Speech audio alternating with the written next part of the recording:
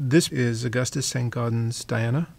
It is the second of two sculptures that he made working with Stanford White to go onto the roof of the second iteration of Madison Square Garden, the one that was designed by Stanford White.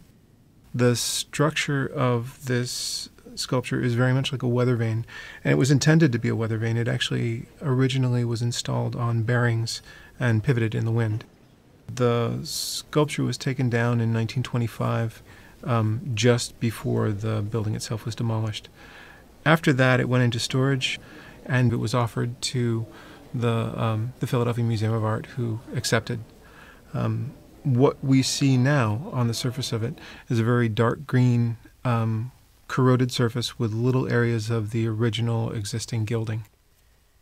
So what are we going to do? We're going to begin with an investigation phase where we're learning exactly how she was constructed, and I mean precisely where the rivets are and where the spokes for the interior armature are and where the interior rings are to support the weight of this sculpture. A boroscope, they're essentially used in industry for inspecting inside of pipes and inside of machines where a person can't go, and we can lower it down inside the thing. It's self-lit, so light shines wherever the camera's looking, and we use this to figure out how she's constructed. This is why we know that we have two rings of support on the inside, and they come off of spokes off of a central post. The investigation phase involves taking samples of the gold from the surface.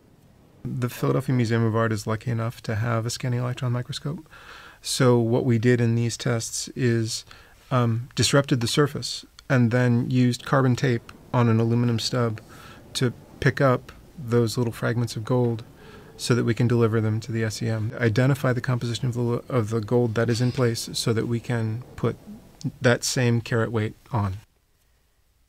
After we finish that, we're doing surface cleaning, surface tests to develop ways to clean the green corrosion off the surface and to remove existing primer. This is a cleaning test to remove the corrosion. What we're using in these images is ethylene diamine tetraacetic acid, or we call it EDTA. We're just going to apply the solution to a tissue, and what that permits us to do is to control where the solution goes, but it also permits us to have something that when it dries we can just peel it off and rub it with a sponge and we get clean metal. Once we've removed all that, then we'll go back and put a new layer of some primer layer on her, and then a layer of size and a layer of gold, and ultimately we'll do something to tone that gold down, because we know from period documentation that Augustus St. Gaudens didn't like the look of bright gold at eye level.